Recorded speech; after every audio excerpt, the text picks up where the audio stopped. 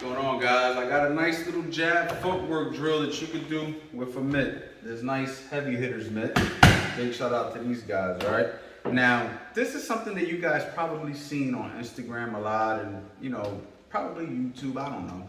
But it's a good drill, and I'm gonna explain to you my philosophy, my thought process on it, and how I like to put my beginners through it. This is a jab footwork drill, because you can work both when you're using this particular drill, all right? So we're gonna take this mitt and we're gonna put it in the best center of the ring, the best, the closest to the center of the ring that I possibly can, all right? And then once I get from there, I'm gonna go ahead and explain. We're gonna give you a nice little lower angle view so you can kind of see my whole body and exactly what I'm doing. So let's get ready, let's go. All right, so as you can see, I got the mitt in the center of the ring, okay? So the first key to this drill is to make sure I'm pointed at the mitt. I'm gonna stay shoulder pointed at that mitt as much as possible. So before I get into the jabbing part, I'm just gonna show you what I mean as far as that. When I step to my left, okay, I'm gonna go ahead and keep that pointed, okay, as much as possible, okay? Of course, you may square up slightly, but then, you try your best to readjust your back foot. But the goal is to keep the shoulder pointed at the mitt. That's step one. Okay, step two now is I'm gonna jab. So when I throw the jab, I'm gonna step at the same time in a circle. Remember, the boxing ring is the squared circle because you're working in a circle. You're working that lateral movement in a circle as much as possible. So I'm gonna be here and I'm gonna step to my left, popping my jab, right? Popping my jab, right? Popping my jab. But the key is to stay pointed at the mitt. I want to keep this body pointed at the mitt as much as possible. Okay, so that's the theory on the jab. That's step two. Okay, step three now is going to be add the fluidity to it. You know what I mean? The shuffles and the movement and everything like that. So when I say the shuffles, right, I'm here in my boxing stance now. Now I'm getting relaxed, right? I understand that I'm stepping left. I understand that I'm popping my jab. So now I'm going to double, triple my jabs, circling around. So let's just say I start off circling around, right? Just double my jab, shuffling back. Notice the whole time I stay pointed at that mitt.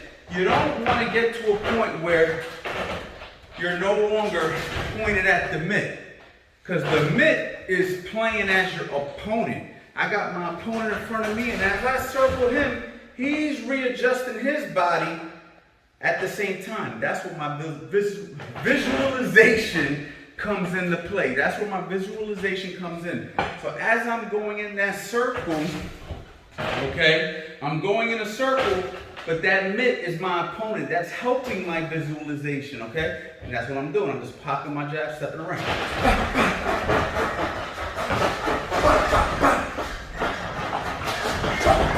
Okay, now, there's so many different things, okay? And I'm gonna give you one more tip, all right? So let's get to it. Okay, so there's a lot of drills I can do with this mitt. Okay, you can shuffle forward and back, left, right, in a circle, whatever. But I just wanna give you one little thing that I do naturally, okay? And I wanna explain it into a little bit of detail. So now I'm giving you guys like a really, I'm giving you a nugget right now that you can take with you forever. When I'm boxing right here, and I decide that I'm gonna just pop, let's just say a single jab, pop, and then I decide that I wanna go left. I only pop the single jab.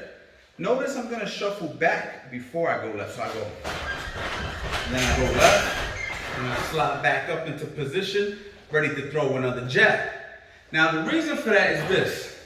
If I throw a single jab, pop, and I stop, okay, when I stop, okay, and decide to go left, boom, I can walk into a cross. So what do? Pop, step out of range, and circle. Now, if I'm boxing a southpaw, that could have been a right hook.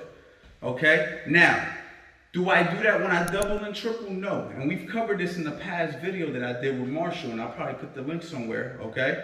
But when you're going to your left and you're doubling, you're tripling, and you're feinting, and you're adding those things, now that guy's prevented from throwing his right hand, whether that's a cross, a hook, or whatever, right?